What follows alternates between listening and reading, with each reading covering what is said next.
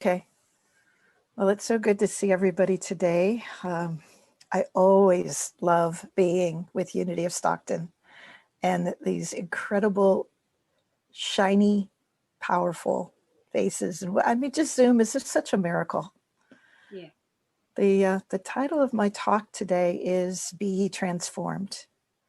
And as we know, events in 2021 already have been so numerous and they've been demanding our attention, haven't they? And it's kind of like what we in Michigan say about the weather. Give it 5 minutes and it'll change. Well, we notice how all these changes have been shaping us, haven't we? So I've been looking at scripture and seeing during these times and at the beginning of the year, what would be something that would really be a powerful teaching. And so I'm going to draw from scripture. It's Romans 12:2.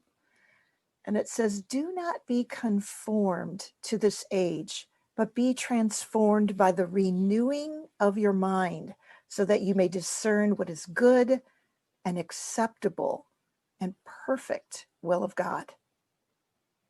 So we know many scholars and philosophers have discussed scripture. But do you want to know what we call a group of philosophers? An argument. Because arguments often occur when people are talking about something rather than living inside something, or rather than living to what the words or the concepts are pointing to. And what Charles Fillmore would say, he calls this the concept of, to go beyond concept, you go to the power behind the back of the words. So he says, the power back of the idea, that's where the potency and where change occurs. So years ago, I had a teacher who said, if you really want to understand something, he offered a way to understand it in a very unique way. What he would do was a practice that he had done for many decades. He would go to a mountaintop in his mind, and he would visit a certain philosopher, and he would enter into their mind and into their beingness, and to try to understand their point of view and their philosophy and their worldview and how they got there. And then he would see, how can I apply this to my own life? And he said he often came away with lots of insights and understandings that he wouldn't normally have had. So right now, I want you to think about something that is of concern to you. It could be regarding a particular relationship. It could be about your finances. It could be about your health or your well-being. And what if you were to consider such a practice? We all know stories of people who have actually overcome the very thing that you're facing. And they live inside that victory of overcoming.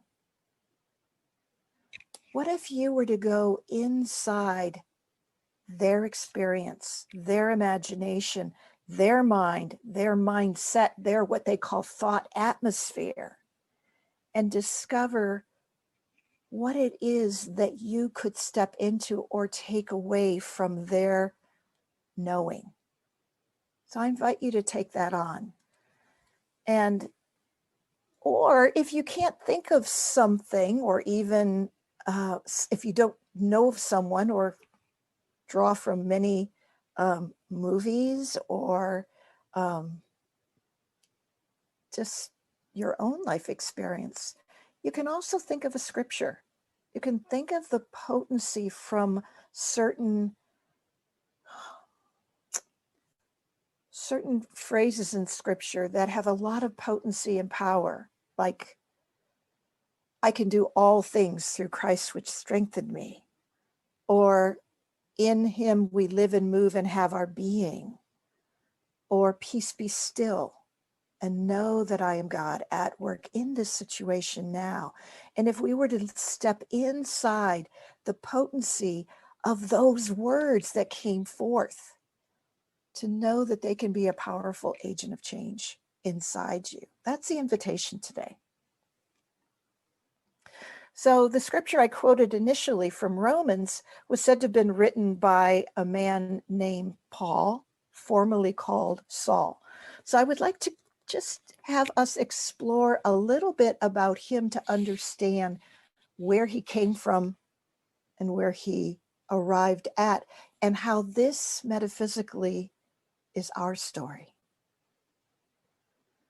So Saul was a powerful man raised in the Jewish faith, and he loved ritual, and he loved to follow the letter of the law. And he was quite threatened by what they called the Messianic Jews, the Christians. And he actually took great pleasure in taking part in the death of Saint Stephen, who was considered the first Christian martyr. Stephen performed many miracles, and he was a man of faith and power and gentleness. And what Saul set out to do on his way from Damascus was he was going to round up Christians so that he could take them back to Jerusalem, where they could be tried and persecuted. But as we know from the story, along the way, he was stopped. And he was stopped by this blinding light that said, Saul, why do you persecute me? Now, Saul was like, who is this? Now he's scared because he's now blind. And he's talking to a voice that everyone around him can see the light, but they can't hear this voice, only Saul. And the voice says, I am Jesus of Nazareth. Why do you persecute me? Now you can imagine Saul's shock, because Jesus had already been dead 20 to 30 years. So to hear his voice now, he couldn't understand what was happening initially. And Charles Fillmore put it this way: Saul was blinded by the presence of God because his intellectual consciousness couldn't take him there. He was at a threshold or a doorway. And in the Metaphysical Dictionary by Charles Fillmore, he says, when Jesus asks, why do you persecute me? There's a question we can ask of ourselves today. Why do we persecute ourselves? Why do we persecute others? Is it that we feel that we might get some peace or some freedom from it? Are there certain places in our understanding where our intellect can only take us so far, and a different kind of understanding has to take its place? So he was asked to be seeing from a greater understanding. And so what he said is, you will be led into Damascus, where there will be someone there who will restore your sight. And he said, you can see me.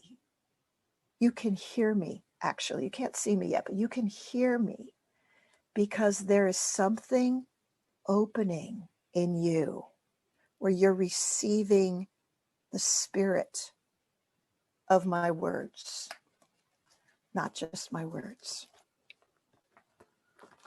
So again, I want you to think about whatever you're facing right now in your life.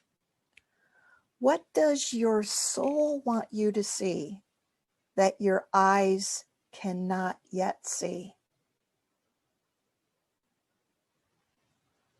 That's what God was doing. He was putting Saul in a position where he had to see from his soul and not his sight. And don't we find sometimes that we are blindsided by circumstances that are asking us to see from a greater point of view? Something that may have seemed like the worst thing that could have happened to us. only to bring us to a greater blessing? I know Gladys has. So there's a story about a man named Dawson Church, and he wrote this book. It's called Bliss Brain, which Kay knows about. And back in 2017, Dawson Church was awakened by his wife and barely able to get his shoes on. They narrowly escaped their home being engulfed in flames. And the next morning, what they found was that they were changed. They were afraid. They were confused. They were traumatized by the experience. And Dawson turned to his wife and he said, "We have to do something immediately. We have to meditate." Because he saw how different their whole experience and their worldview now was. And so, you know, the old meditation joke, don't just do something, sit there. And so they did. And what they found after they came out of meditation was about to change the whole course of his career. So we often know that losses in our lives are catalysts to help us move deeper. And I know a man named Joe who lost his wife and his daughter in a car accident. And in that moment, his whole world was changed. And he didn't know how his life could go on. He couldn't even see back past the next moment except for breath by breath. And he couldn't even fathom that there would become a day that he could actually see beyond his suffering.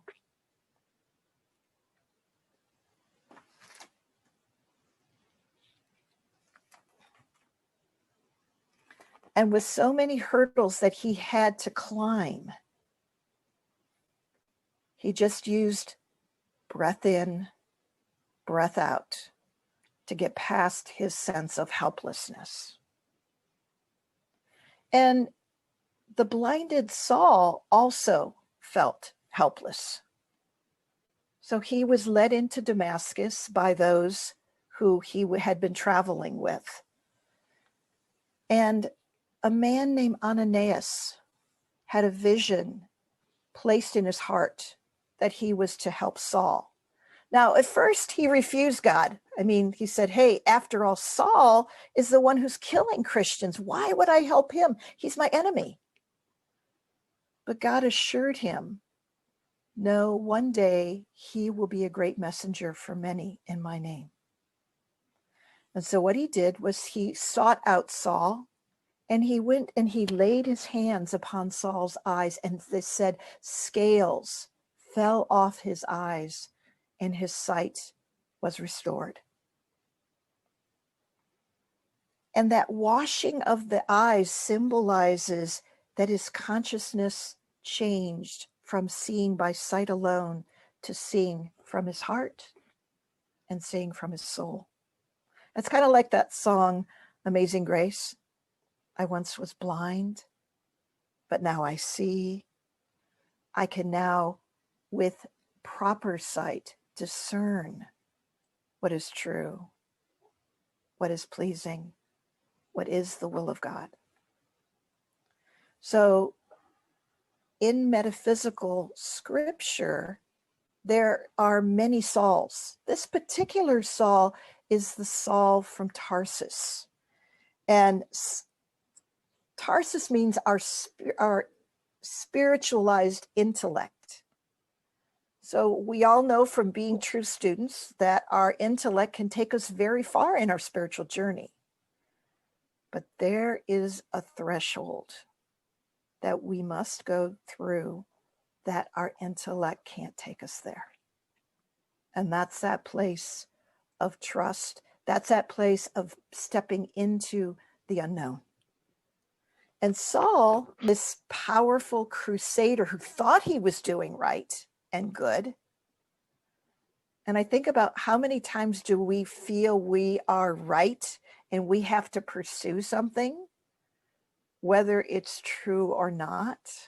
We become very zealot about our point of view.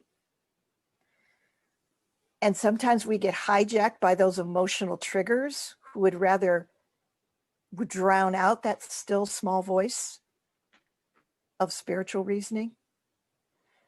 So the spiritualized place that Saul comes to is he's willing to surrender what he thinks he knows for what is a greater authority. And he's willing to surrender his ideology for the Christ principle of understanding, compassion, and love, which takes us. So metaphysically, Ananias means one who is receptive to the word and the will, even though he initially refuses God. There's something in his obedient heart that he knows he has to follow the will of God. His receptivity and the power and in his own following that guidance that actually restores Paul's sight.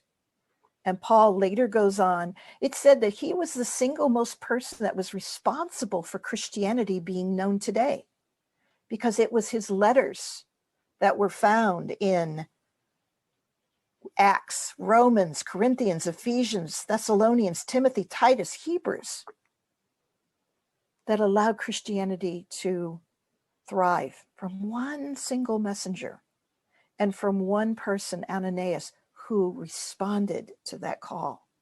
You know, we have no idea when we are responding to the call to be of service to another, how that act of service can radically change others' lives. Never underestimate the power of a kind act or our part to do God's will. So Dawson and his wife, who had narrowly escaped that fire, they began to meditate, and they connected into a deep place inside the heart of spirit. And they said, this is the home that can't be destroyed. And so there was a practice that he did where he imagined from his heart a beam of light going out to someone who gave him great pleasure to send that light out to that person. And then from that place of joy, of sending that light out from his heart to another, he withdrew that light and then sent that light to his own heart. And then to parts in his body that needed nourishment and care. And then sent that light out to circumstances in his life that he was facing. And then sent that light out to places in the world that needed that nourishment and that understanding. And what he did in that is he connected that with neuroscience. He connected it with scientific observation that showed how the brain changes when we nourish our heart and we send that out. And so this is all being documented scientifically of the potency and the power of not only our intention, but our compassion. So here, within 24 to 48 hours after this fire, he and his wife's view changed. They actually got some humor in it. They said, wow, we don't have to worry about cleaning out our garage anymore. It's gone. We don't have to worry about all that clutter to have to deal with that we've put off for the last 30 years. And they felt a sense of freedom because in the heart of spirit, that which is eternal and unchanging, they felt assured. So even when we don't know how things are going to turn out in our life. It's our inner and not the outer that determines our freedom. It's our inner connections. So in spite of a fire, sustained injury, and financial loss for a time, what he did was he thrived. And he now continues because of that to inspire others and give them tools. Do not be conformed by this age, but be transformed by the renewing of your mind and body and spirit, so that you may discern what is good, acceptable, and perfect. The perfect will of God. Well, I've always been challenged by that word perfect. So I looked up the Aramaic translation, and perfect means what is mature and what is appropriate. We may have our ideas about a situation, but what's really the matured, the ripened, or the appropriate response? So how do we transform and renew? Very successful businessman I know says it has to be the Trinity. We have to include our body, mind, and spirit. None can be left out. And we all know the consequences when we've left one of those out, don't we? You know, how do we discern what's good and right and appropriate when we don't move our bodies? They're saying our gut has intelligence. Our heart has 100 times more intelligence than our bodies. It says there's studies that have shown that our posture and our movement or lack of movement will affect our point of view. What if 2021 we were to honor that body temple and move it so that we can be receptive to discern what the will of God is? So let's just take a moment and notice your thoughts and emotions. Even since this talk began, they're pretty fluid, aren't they? And give it 30 seconds and notice it'll change again. And yet, how often do we cling and identify with certain thoughts and emotions like little Klingons, as if our life depended on it, when that too is fluid, like the Michigan weather? Check in again, it can change. And especially when we turn it over to a greater authority. So for those of you, how many of you know the Serenity Prayer? I should expect almost every hand to go up. Revisit it again. Know what's yours to do and what's not yours to do. But whatever you do, don't wait for fear to pass in order to act. You know, I'll do it when I feel better. I'll do it when I'm not afraid. It's not how it works. How many of you know the poet David White? If you don't, I highly recommend you look him up. He says, start wherever you are, close in with that first step. And we're often tempted to take the second or third step, but we avoid that first step. He said, the first step is where you stand, that what he called the pale ground beneath your feet. What is that courageous conversation that you need to have with yourself or another? What's necessary to begin that conversation? What's that first step you don't want to take? It's often the reluctance is the cue. That reluctance is often that nudging of where we need to go. And perhaps it's maybe that deep breath or even the pause that we need to take that moves us forward when we don't want to be in that moment. You know, that moment we'd rather watch TV or eat or be on the computer instead of facing that moment. But haven't we noticed when we avoid what needs to be done, it often grows? It often becomes more of a monster when it really is a big shadow that we just need to shine light on. When we make space in stillness, in meditation, in listening to see and hear from a greater point of view, that still small voice comes front and center. And David said, our minds are shaped by the questions we ask. How do I deepen the conversation with another? What's here for me to discover in this challenge? And he says, know that whenever you extend your hand, there's always a hand to meet you. And that's God's. Or God will send a messenger or an angel, as all of you have been witness to. Begin with small steps. There's a slogan that I've heard anywhere from the military to chess to bodybuilding, which is slow is fast, slow is smooth, and smooth is fast.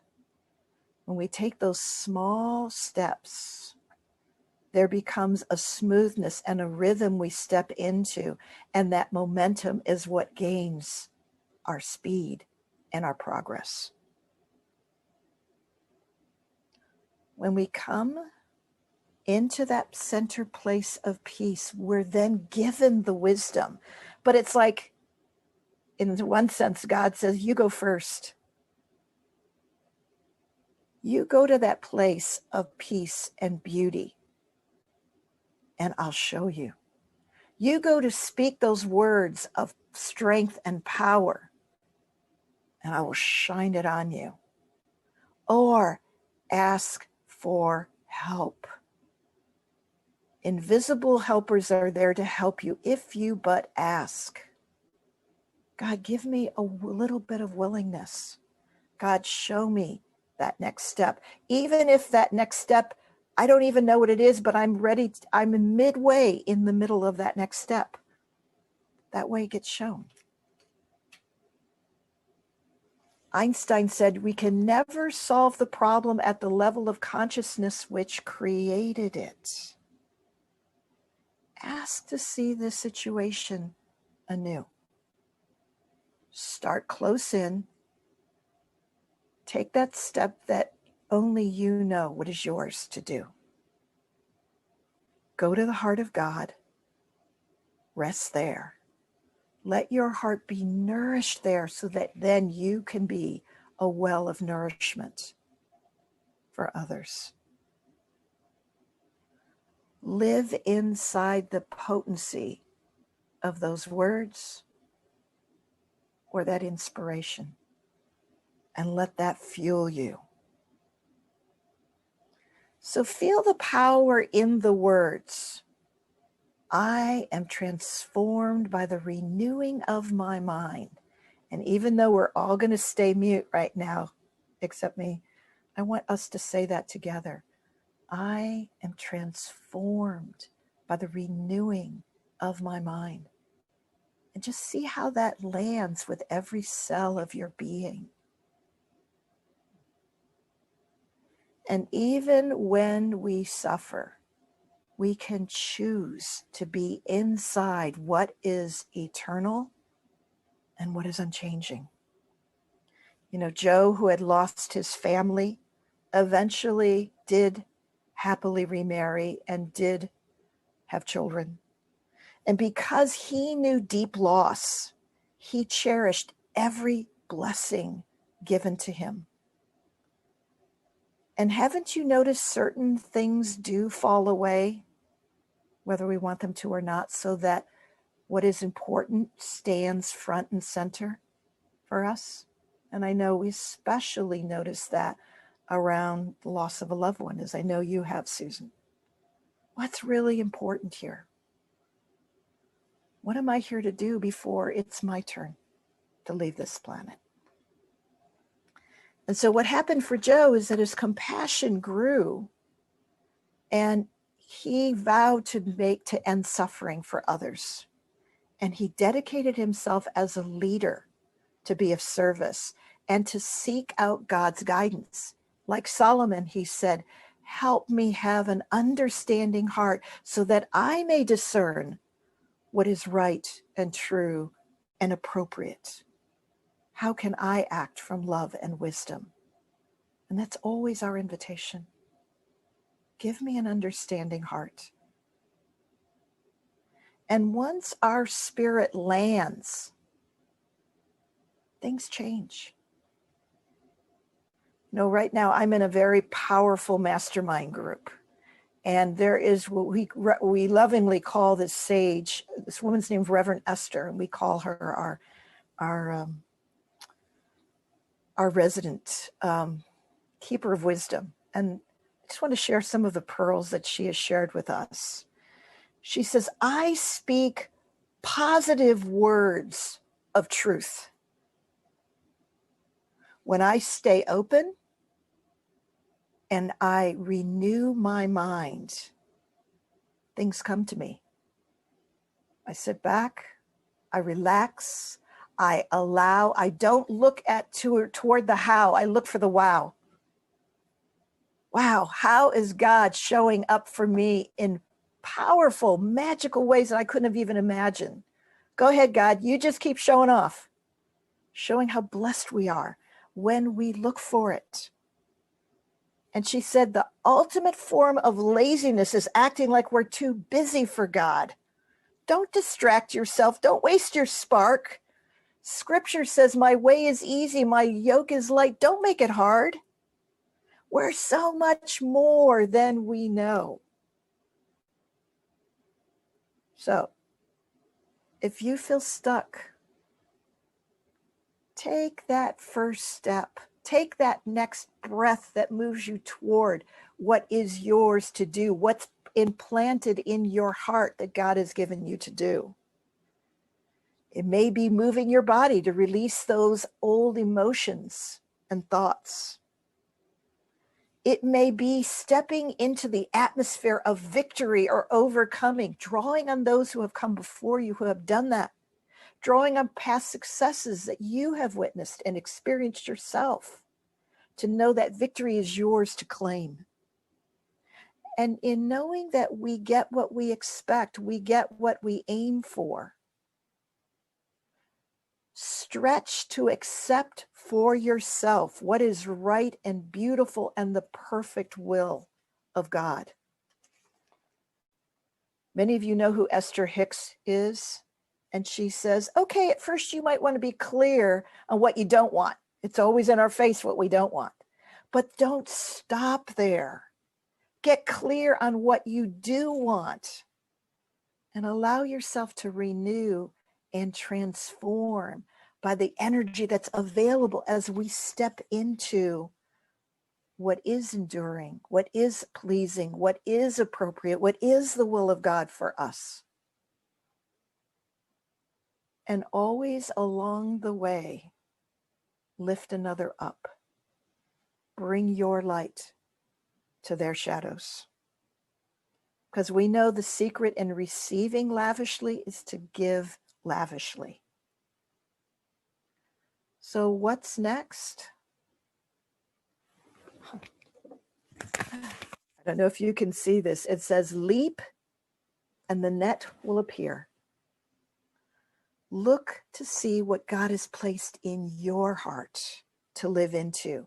Do not be conformed to this age, to these circumstances, to what the world says, but be ye transformed by the renewing of your mind, so that you may discern through your body, mind, and spirit what is good, acceptable, and perfect will of God. So before we continue with discussion of some of these questions in Spiritual Cafe, I would like to close with a short 4.5-minute Pixar film found on YouTube called Bounding. And it's a delightful way to show how we can rebound and renew our body, mind, and spirit in the face of whatever challenges are in front of us. So, Tim, are you ready to do the screen share?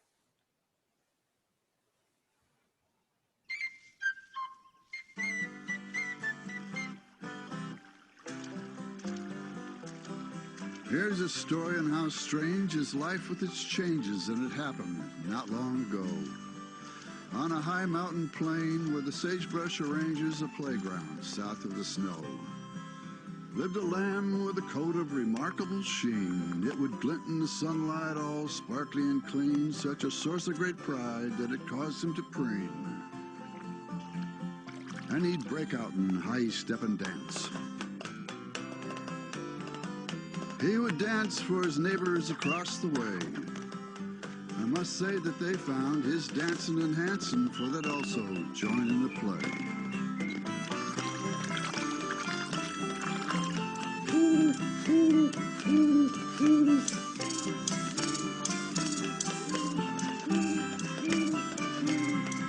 Then one day,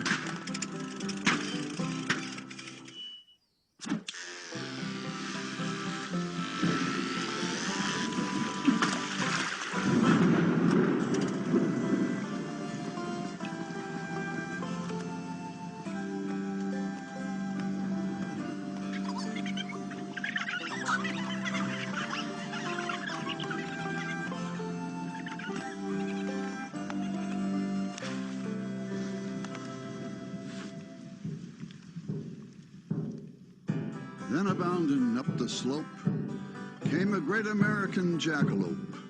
This sage of the sage, this rare hair of hope, caused to pause and check out the lamb. Hey, kid, why mope?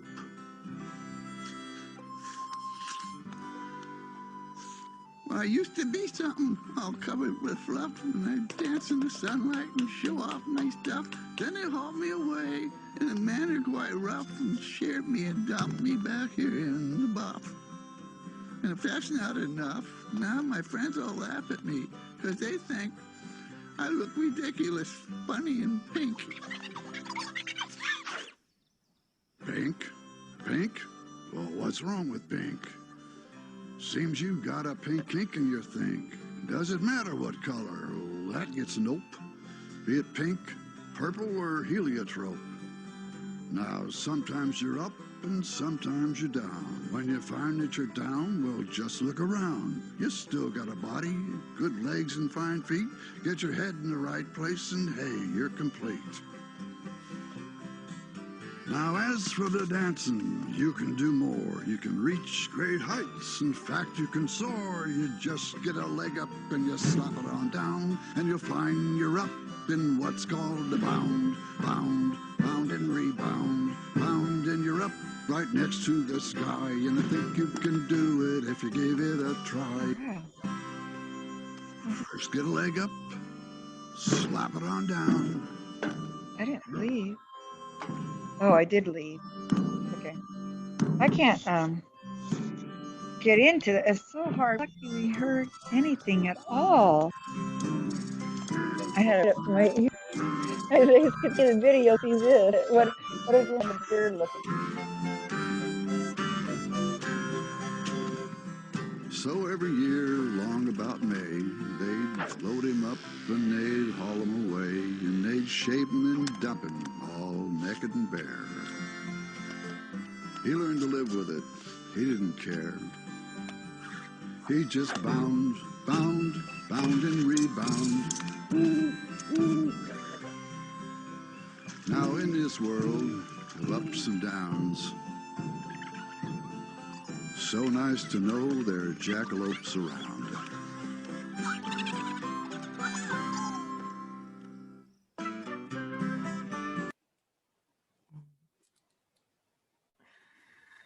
So thank you for indulging me in that lovely reminder. And just know this week, There are so many blessings and reminders everywhere of how loved you are, and that hand to lift you up from whatever you're facing. God bless you.